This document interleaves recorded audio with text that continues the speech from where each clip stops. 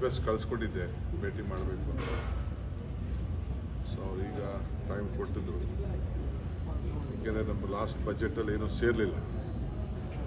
ಆ ದೃಷ್ಟಿಯಿಂದ ಕೆಲವು ಹೊಸ ಪ್ರಾಜೆಕ್ಟ್ನ ಬೆಂಗಳೂರು ನಗರದಲ್ಲಿ ತೆಗೆದುಕೊಳ್ತಾ ಇದ್ದೀವಿ.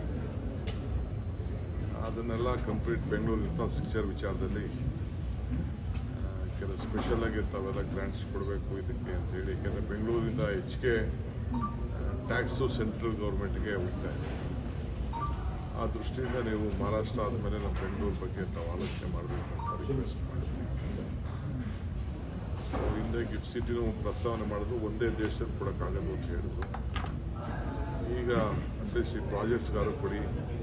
ಕೆಲವು ಸ್ಟಾಮ್ ವಾಟರ್ ಡ್ರೈನು, ಮೇಜರು, ಕೆಲವರು ಟನಲ್ ವಿಚಾರದಲ್ಲಿ, ಕೆಲವರು ಸಿಗ್ನಲ್ ಫ್ರೀ ಕಾರಿಡಾರು, ಇವೆಲ್ಲ ಇನ್ಫ್ರಾಸ್ಟ್ರಕ್ಚರ್ಗೆ ಕೊಡಬೇಕು. ಏಕೆಂದರೆ ಹೊರಡೆಯಿಂದ ವಿಪರೀತ ಜನ ಬೆಂಗಳೂರಿಗೆ ಫ್ಲೋಟ್ ಆಗ್ತಾ ಇದ್ದಾರೆ ಅಂತ.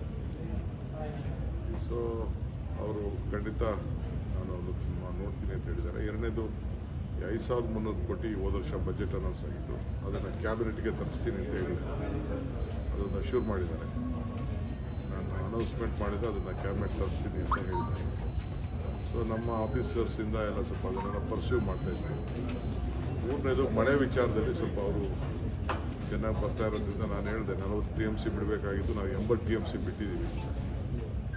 ಸೊ ಅದಕ್ಕೆ ನಮ್ಮ ರಿಕ್ವೆಸ್ಟ್ ಎಲ್ಲ ಹೇಳಿದ್ದೇವೆ. ಮಾದಾಯಿದು ವೆರಿ ಸ್ಮಾಲ್, ಒಂದು ಮೀಟಿಂಗಲ್ಲೇ ಮಾದಾಯಿ ಪ್ರಾಬ್ಲಮ್ ಸಾರ್ಟ್ ಔಟ್ ಆಗ್ತದೆ ಕೂಡ ಅವರ ಗಮನ ಸೆಳೆದಿದ್ದೇನೆ. ಮೇಕೆದಾಟು ಅದೇ 40 ಇದ್ದೀನಿ, 80 ಬಿಟ್ಟಿದ್ದೀವಿ ಅಂತಂದ್ರೆ ನೀರು ಅಟ್ಲೀಸ್ಟ್ ಸ್ಟೋರ್ ಮಾಡ್ಬೋದು. ತಮಿಳ್ನಾಡು ಉಪಯೋಗಿಸ್ಕೊಳ್ಳಿ, ನಮ್ಮದೇನು ಅಭ್ಯಂತರ ಏನಿಲ್ಲ. ಸಮುದ್ರದ ಹೋಗೋದನ್ನ ನಾವು ತಡೆಗಟ್ಟೋದಕ್ಕೆ ಅವ್ರಿಗೆ ಜಾಸ್ತಿ ಅನುಕೂಲ ಆಗ್ತದೆ ಅಂತ ಕೂಡ ತಿಳಿಸಿದ್ದೇನೆ. ನಾನು ಎಕ್ಸಾಮಿನ್ ಮಾಡಿಸ್ತೀನಿ. ನೀವೇ ಆದ್ರೆ ಸೆಟ್ಲೈಟ್ ಮಾಡಿಕೊಂಡ್ರೆ ನಮ್ಗೆ ಭಾಳ ಒಳ್ಳೇದು ಅನ್ನೋದು ಅವ್ರು ತಿಳಿಸಿದ್ರು. ನೋಡೋಣ, ಅವರೇನೋ ಒಂದು ಮೀಟಿಂಗ್ ಮಾಡಿಸ್ತೀನಿ ಅಂತ ಹೇಳಿದ್ದಾರೆ.